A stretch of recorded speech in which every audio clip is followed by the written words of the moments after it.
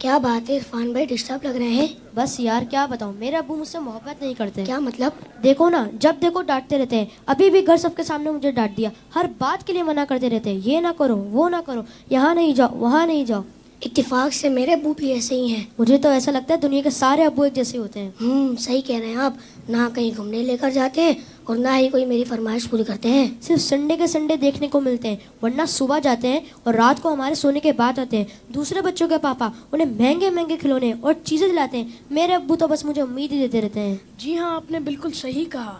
دنیا کے سارے ابو ایک جیسے ہی ہوتے ہیں.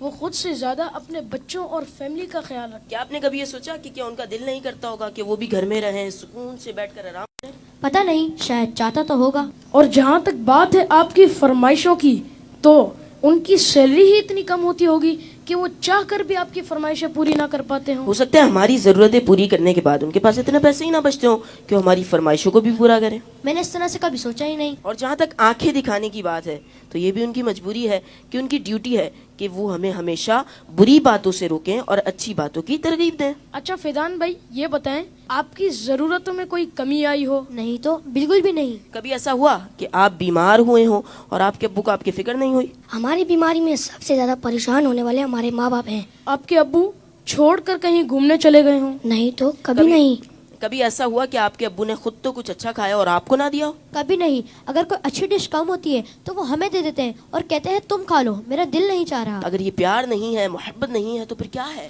ماں اور باپ دونوں ہی محبت کرتے ہیں، لیکن ماں کی محبت نظر آ جاتی ہے اور باپ کی محبت کو محسوس کرنا پڑتا ہے. میں کتنا غلط سوچ رہا تھا اپنے ابو کے بارے میں. لو یو ابو. Love you very much. باپ باپ ہی ہوتا ہے. باپ ایک سایہ دار درخت ہوتا ہے. آج ان بچوں کی باتوں نے مجھے اپنے والد بھی یاد دلا دی ہے. واقعی اچھے کھانے انہوں نے ہمیں ہی کھلائے، اچھی چیزیں انہوں نے ہمیں ہی عطا کی. اور وہ بچے جن کے والدین ان کی فرمائشیں پوری نہیں کرتے نا، انہیں یہ سوچنا چاہیے. صرف میں بچوں سے بات نہیں کروں گا، گھر کے اور بھی افراد ہیں، زوجہ بھی ہے، بیٹی بھی ہے. وہ کہتی ابو آپ ہمارے لیے کچھ لاتے نہیں ہیں. بیوی کہتی شوہر سے آپ کچھ لاتے نہیں. اس بیچارے سے تو پوچھو اس کی مجبوری کیا ہے. صبح سے گھر سے نکلتا ہے، چاہے سردی ہو چاہے گرمی ہو. کوئی موٹر سائیکل پر جاتا ہے، کوئی بس پہ بیٹھ کے جاتا ہے، کوئی دو بسیں بدل کے جاتا ہے، بارش میں بھی جاتا ہے. کیوں جاتا ہے؟ کہ چھٹی کروں گا تو تنخواہ کم ہو جائے گی.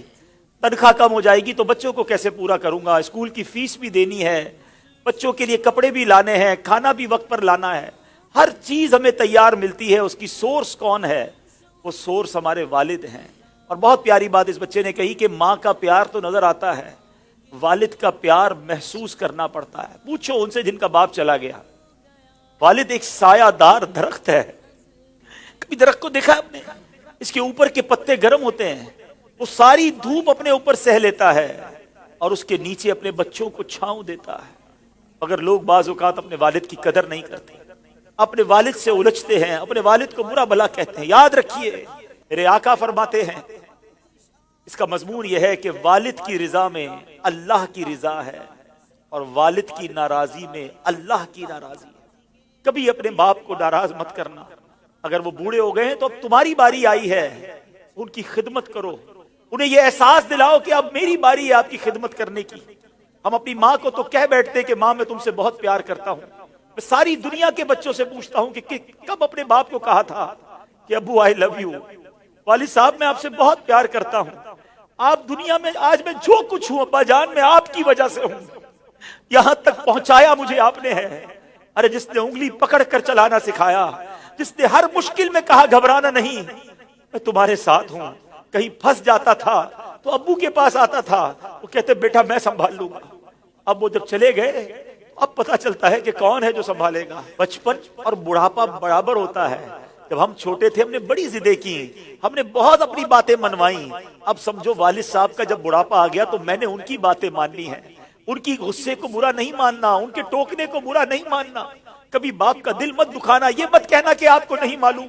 ارے اسے کہتے ہو کہ نہیں معلوم جس نے ہمیں چلنا سکھایا، جس نے ہمیں کھڑا ہونا سکھایا، ہر مشکل میں جس نے ہماری مدد کی. خدارا میں ساری دنیا کے بیٹوں سے، ساری دنیا کی بچیوں سے، ساری اولاد سے گزارش کرتا ہوں اگر تمہارے والد زندہ ہیں ان کو خوش رکھنا. اور بوڑھے ہو گئے تو اب احساس دلاؤ ان کو کہ ابو جان آپ نے بڑا کام کیا ہمارے لیے، बड़ी मेहनत की, अब हमारी बारी है आपकी खिदमत करने की। अब हम आपको सुख पहुंचाएंगे, अब आप किसी टेंशन में ना रहे। मेरे पास जो कुछ है अब्बू जान ये सब आपका है, आपकी वजह से है। तुफ है उस औलाद पर जो अपने वालिद को कहती है कि ये मेरा है, आपका नहीं है, मैंने कमाया है, आपने नहीं कमाया। ये कभी मत कहना। मेरे पास जो कुछ है, जो शराफत है, जो इज्जत है, जो दौलत है, वो सब कुछ माँ बाप की वजह से है, वो वालिद की वजह से बिलखुसूस है। अपने वालिद को बुढ़ापे में खुशी देना, और जिनके माँ बाप चले गए अब उनके लिए खूब इसाले सवाब करे, उनकी कब्र पर जाया करे, वहां दुआएं किया करे। बड़ी प्यारी दुआ है, आओ आखिर में मिलकर हाथ उठाइए, अपने माँ बाप के लिए जो कुरानी दुआ है वो करते हैं। अल्लाहुम्मा रहमहुमा कमा रब्बयानी सगीरा। ए अल्लाह हमारे माँ बाप पर रहम फरमा, जैसा उन्होंने बचपन में हम पर रहम फरमाया। जिनके माँ बाप जिंदा है मौला उनको हयाती अता फरमा, सेहत अता फरमा, नेकियों वाली तवील जिंदगी अता फरमा। और जिनके माँ बाप चले गए ए अल्लाह उनकी कब्रों को जन्नत का बाग बना दे, उनकी बेहिसाब मग़फ़िरत फरमा। तेरे दरबार में हम दुआ करते हैं, उन्होंने हम पर बड़ी मेहरबानियां की हैं, तो हमारे माँ बाप पर मेहरबानी फरमा। आमीन बिजाहिद नबील अमीन सल्लल्लाहु तआला अलैहि वसल्लम। मैं इन बच्चों का शुक्रिया अदा करता हूँ। उम्मीद है कि आज आपके इस सेगमेंट की वजह से कई बेटे